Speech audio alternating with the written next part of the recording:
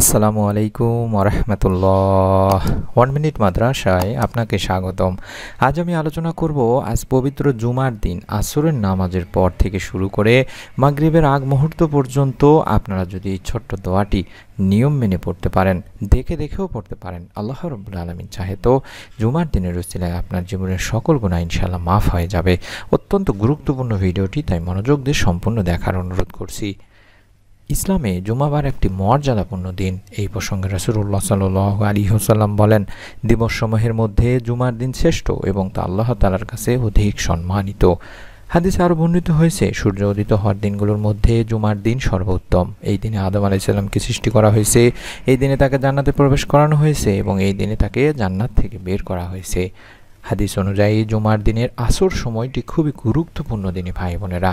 এই সময় মুমিনদের জন্য বিশেষ কিছু আমলের কথা হাদিসে বলা আছে, আর আমলগুলোর মধ্যে আপনারা দোয়া, জিকির, ইস্তেগফার ইত্যাদি করতে পারেন।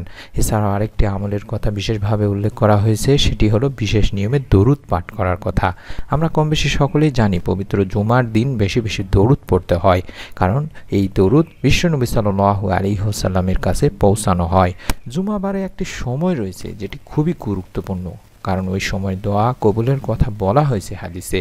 আবু হুরায়রা রাদিয়াল্লাহু তাআলা আনহু বলেন, আল্লাহ রাসূল সাল্লাল্লাহু আলাইহি ওয়াসাল্লাম বলেছেন, জুমার দিনে এমন একটি সময় আছে, সেই সময়টাই যদি কোনো মুসলিম নামাজ আদায়রত অবস্থায় থাকে এবং আল্লাহ তাআলার কাছে কিছু চায়, আল্লাহ অবশ্যই তার সে চাহিদা বা দোয়া কবুল করবেন।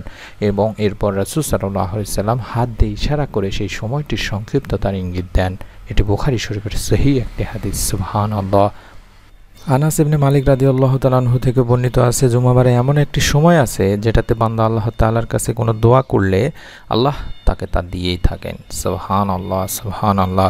জেনে রাখা জরুরি দিনী ভাই বোনেরা, আসরের শেষ সময় বলতে কিন্তু সূর্য ডোবার আগ মুহূর্তকে বোঝানো হয়।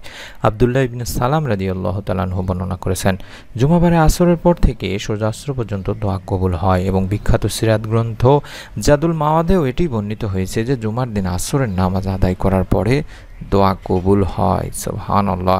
তাই নবীজি সাল্লাল্লাহু আলাইহি সাল্লামের উপর বেশি বেশি সেই সময় দরুদ পাঠ পূর্বক একটি ছোট্ট দোয়া আমরা পড়ব। আল্লাহ রাসূল সাল্লাল্লাহু আলাইহি ওয়াসাল্লাম ইরশাদ করেছেন, তোমরা জুমার দিনে আমার উপর বেশি বেশি দরুদ পাঠ করো, কেননা তোমাদের সেই পাঠকৃত দরুদ আমার সামনে পেশ করা হয়। সুবহানাল্লাহ, সুবহানাল্লাহ। শুধু তাই নয়, আবু উমামা রাদিয়াল্লাহু তাআলা আনহু থেকেও হাদিসে পাওয়া যায়, আল্লাহ রাসূল সাল্লাল্লাহু আলাইহি সাল্লাম বলেন, আমার উপর জুমার দিন বেশি বেশি দরুদ পাঠ করো, কারণ আমার উম্মতের দরুদ জুমার দিন আমার কাছে পৌঁছানো হয়। যে ব্যক্তি আমার উপর সবচেয়ে বেশি দরুদ পাঠাবে, সেই ব্যক্তি কিয়ামতের দিন সবচেয়ে আমার নিকটতম হবে, সবচেয়ে আমার কাছাকাছি থাকবে। সুবহানাল্লাহ, সুবহানাল্লাহ।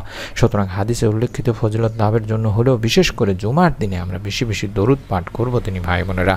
যে কোনো দরুদ আপনি পড়তে পারেন, চাইলে শুধুমাত্র সাল্লাল্লাহু আলাইহি ওয়াসাল্লাম, সাল্লাল্লাহু আলাইহি ওয়াসাল্লাম, সাল্লাল্লাহু আলাইহি ওয়াসাল্লাম, এভাবে এই দরুদটি অন্তত বেশি বেশি পড়ার চেষ্টা করবেন এবং এর পাশাপাশি একটি ছোট্ট 2 শব্দের দোয়া অন্তত 3 বার পাঠ করবেন। যে দোয়াটি আমি স্ক্রিনের মধ্যে এই মুহূর্তে দেখাচ্ছি, এই দোয়াটি অত্যন্ত কার্যকরী, কোরআনুল কারীম থেকে নেওয়া গুনাহ মাফের একটি দোয়া।